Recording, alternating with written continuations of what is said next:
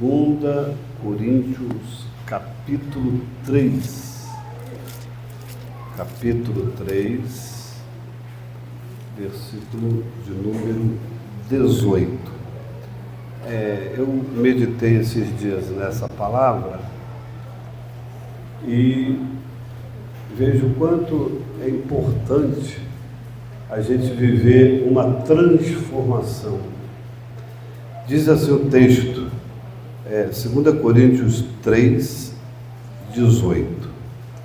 Mas todos nós, com cara descoberta, refletindo como um espelho a glória do Senhor, somos transformados de glória em glória, na mesma imagem, como pelo Espírito do Senhor.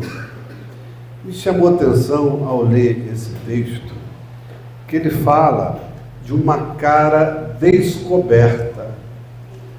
E quem vem para Jesus, quem entrega a vida a Cristo, ele não pode mais ter a cara coberta. Alguns chamam de mascarado. Pessoas que vivem uma vida mascarado, com máscara. E o texto fala, todos nós, com cara descoberta, ou seja, de cara limpa, sendo verdadeiros, refletindo como espelho a glória do Senhor. Eu e você, que já entregamos a vida a Jesus, só vamos conseguir refletir como um espelho, porque o espelho, ele reflete uma imagem. Quando você olha no espelho, você vê a sua imagem, ou a imagem de coisas. Então nós somos um espelho que reflete a glória do Senhor. Ou seja, aquilo que está em nós, do Senhor, é refletido. Mas isso só é possível com a cara descoberta. Eu já falei para alguns irmãos que me conhecem, que na Grécia Antiga, e o teatro me parece que começou por lá, eles usavam uma máscara de cera para fazerem o teatro, fazerem suas representações. E a palavra sinceridade, que é sem máscara, ela deriva daí. Do que, pastor? Porque eles usavam uma máscara de cera. E o público queria ver o artista. Então o público gritava, sem cera, sem cera, sem máscara. Daí derivou-se a palavra sem cera, sinceridade. Então, sinceridade é sem máscara, sincero, puro, verdadeiro. O texto me fala que nós, com a cara descoberta, com sinceridade, diga, sem cera, sem cera, de novo, sem máscara, vamos refletir como um espelho a glória do Senhor por onde nós formos. Eu tenho certeza, eu tenho convicção de que a igreja aqui, sem cera, sem máscara, refletirá a glória de Deus, e almas, vidas serão salvas, serão impactadas, porque aqui não haverá máscara, aqui haverá sinceridade, sinceridade no trato com as ovelhas, sinceridade uns com os outros, sinceridade nos relacionamentos pastorais, sinceridade no relacionamento eclesiástico, teológico, porque a palavra tem que ser sincera, sem máscara. Pecado é pecado, perdão é perdão, cruz é cruz, arrependimento é arrependimento. Não vai haver aqui máscara. Vamos refletir com a cara descoberta neste lugar a palavra de Deus. Irmãos, eu tenho aqui alguns personagens que tiveram um encontro com Jesus e abandonaram a máscara, abandonaram a sua cara que estava coberta. Eu poderia citar muitos personagens bíblicos, mas eu separei aqui um. Zaqueu. Zaqueu era cobrador de impostos. E o judeu não tinha nenhum apreço por um publicano, porque cobrador de impostos era chamado de publicano. Por quê? Os judeus não gostavam dos publicanos? Porque os publicanos eram judeus travestidos de, vamos dizer que eles vestiam a roupa dos romanos para acharcar, para cobrar impostos do próprio povo do qual eles pertenciam. Zaqueu não era uma pessoa bem-vinda no meio judaico. Zaqueu não era uma pessoa em que as pessoas tinham bons olhos sobre ele.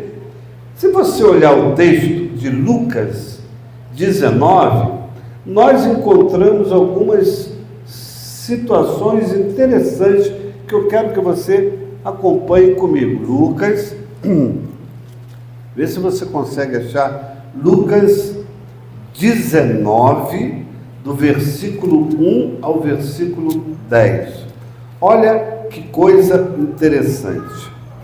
No verso 1 diz assim, de Lucas 19: Tendo Jesus entrado em Jericó, ia passando, e eis que havia ali um homem chamado Zaqueu, e era este chefe dos publicanos, e era rico. E ele era o quê? Rico. Mas por que Zaqueu era rico, se tornou rico? Ele se tornou rico provavelmente por causa do seu trabalho. E o seu trabalho era cobrar impostos do seu próprio povo, impostos pesados. Mas me chamou uma atenção especial aqui, que eu nem tinha reparado e reparei esses dias, nesse versículo 1.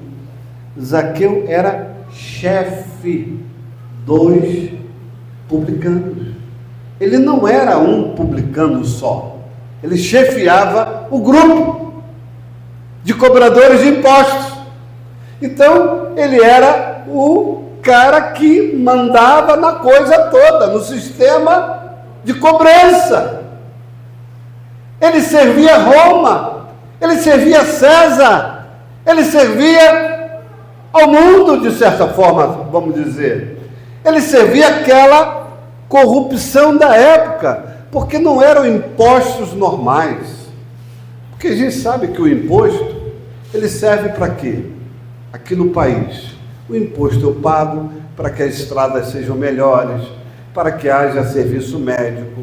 A gente paga o imposto para ter um atendimento do governo melhor sobre nossas vidas, mas não é isso que acontece, principalmente aqui no nosso país. O imposto aqui parece que é para sustentar as regalias do governo e desses governantes atuais que estão aí. E eles jogam pesado, é imposto sobre imposto, é imposto para andar, é imposto para dormir, é imposto para acordar, é imposto para nascer, é imposto para morrer, é imposto de todos os gêneros, tem imposto.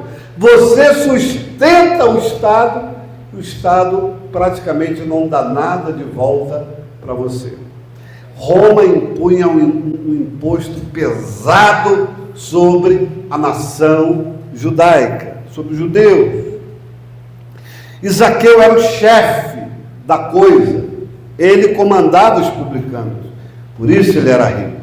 Agora, mais à frente, nós vemos que Zaqueu soube que Jesus ia passar por ali.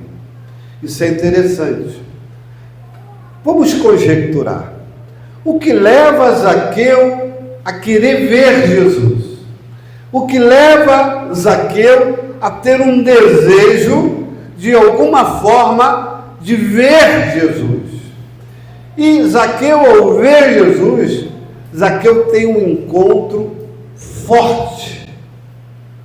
Zaqueu tira a máscara da corrupção, quando ele recebe Jesus na sua casa.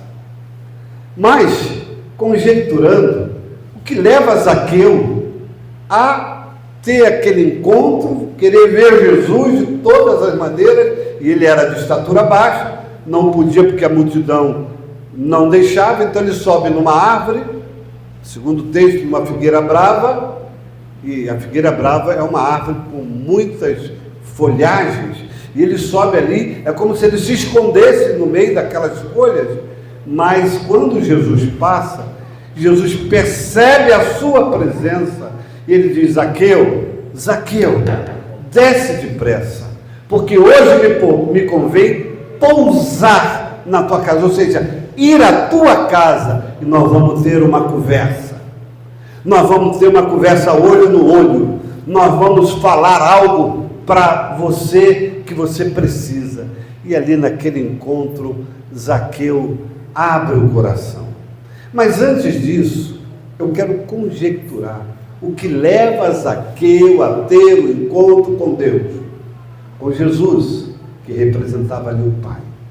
Irmãos, provavelmente Zaqueu estava cansado daquela vida de lama, Zaqueu estava cansado daquela corrupção, Zaqueu já tinha conquistado tudo, já tinha muito dinheiro, não tinha mais nada, podemos dizer assim, para conquistar, mas havia um vazio dentro de Zaqueu, havia algo que lhe cobrava ser honesto, havia algo que lhe cobrava ser um homem melhor, que ele não podia ser naquela profissão e naquele momento.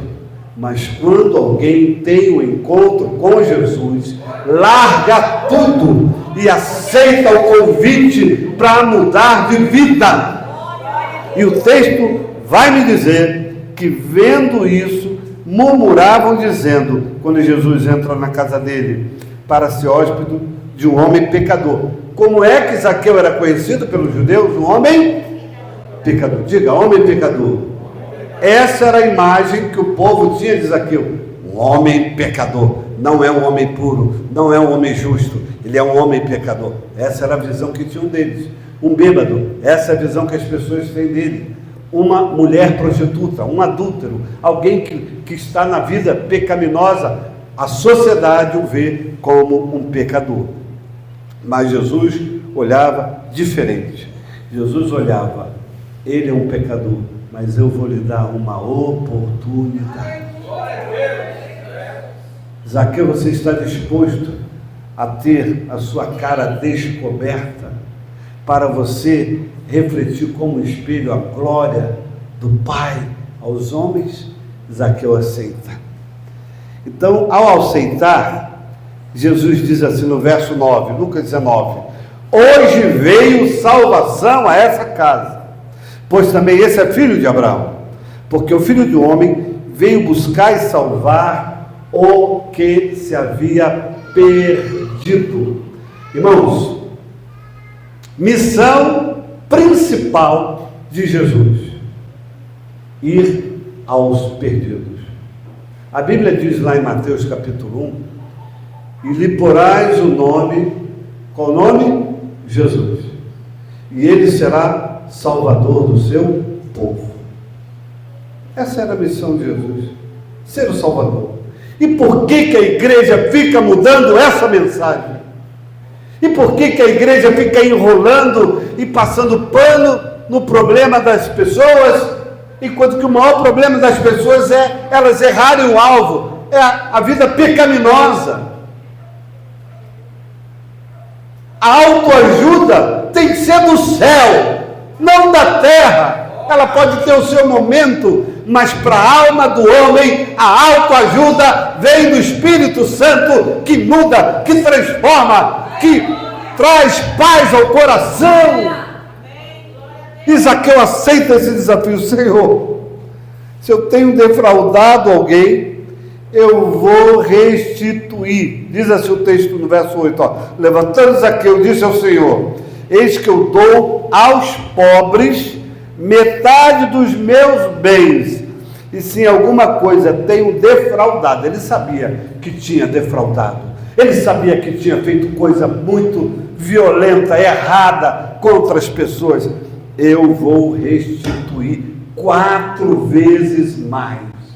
porque eu preciso limpar o meu coração com as minhas atitudes. Porque quem muda de vida, quem fica com o rosto descoberto para refletir como espelho a glória do Senhor, ele muda completamente. E ele fez isso. Eu vou restituir as pessoas. Aí Jesus diz: hoje chegou salvação a essa casa. Porque um sinal da salvação é a mudança e transformação de atitudes. Mudança e transformação de atitudes demonstra que nós estamos cada dia mais nos aproximando de Deus, estamos parecidos com Deus para refletir Deus às pessoas. Você pode dizer amém? Amém. Um segundo exemplo que eu vejo nas Escrituras de alguém que teve a cara descoberta foi uma mulher conhecida como mulher adúltera. Irmãos, a Bíblia fala que era uma mulher adúltera, nem nome a Bíblia cita dessa mulher. Naqueles dias, as mulheres, elas eram muito subjugadas. As mulheres não eram tratadas com honra como deveriam ser tratadas. Tirando alguns homens da Bíblia que honraram suas esposas, como José tratou Maria com honra, mas uma sociedade, naquele tempo, não olhava com bons olhos as mulheres, principalmente as mulheres solteiras ou as mulheres. Eles eram extremamente machistas em excesso. Eu preciso ser macho, e você que é homem precisa ser macho, mas não machista, é diferente. Ser macho é ser homem, é você entender que o seu gênero é masculino e você ter atitudes de quem tem o gênero masculino.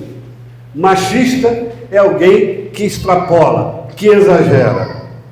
Imagina um gorila que chega e bate no peito, é mais ou menos isso aí, machista. Não precisa, as pessoas ficam até com medo, né? Irmãos, eu não me aproximo de gorila, não. Se ele bater no peito, então eu caio fora. Mas diz assim João 8, do 1 ao 11, que aquela mulher, ela foi pega em flagrante adultério, e trazem ela até Jesus. E aqueles homens que trouxeram aquela mulher a Jesus, trouxeram para acusá-la. No verso 1 diz assim, Lucas 8: porém Jesus veio ao monte das Oliveiras pela manhã cedo, voltou para o templo. E mais à frente diz,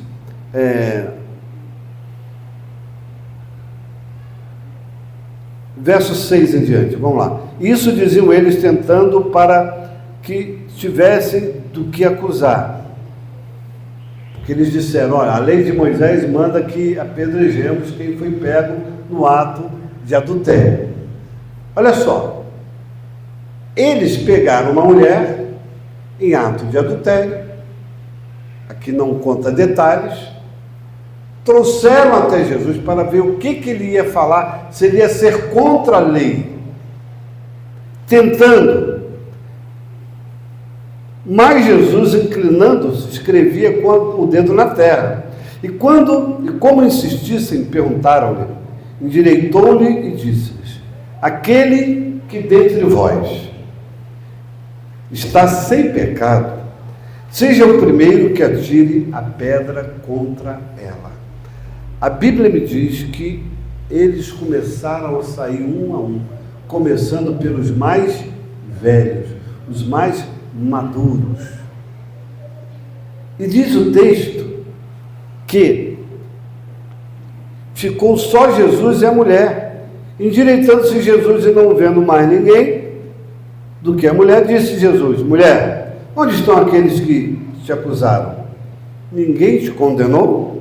Ela disse: não, Senhor, ninguém. E Jesus disse: nem eu também te condeno. Vai-te e não peques mais. Eu encontro aqui uma expressão de perdão, mas um perdão acompanhado de compaixão, de misericórdia, que não julgou por que aquela mulher estava fazendo isso. Não entrou em pormenores, mas simplesmente a perdoou. Vai, eu não vou te condenar. E não peques mais. Não peques, porque é pecado. O que você fez é um erro. Mas não vou aqui perguntar por que você fez isso. Você não pode ficar nessa, isso e aquilo, mas simplesmente eu te perdoo. Era o perdão do amor. Era o perdão de quem queria restaurar a alma, a vida de alguém. Irmãos, aqueles homens eram tão hipócritas, porque a lei de Moisés também diz que tanto homem quanto mulher que forem pegos no ato de adultério eram dignos de apedrejamento. O apedrejamento não era só para mulheres. Você vai ver isso em Deuteronômio 22, lá pelo versículo 21 em diante. Não precisa ler isso agora não. Deuteronômio 22, 21 em diante fala que o apedrejamento era tanto para homem quanto para mulher, os que forem pegos no adultério. Mas aqueles homens levaram a mulher pecadora.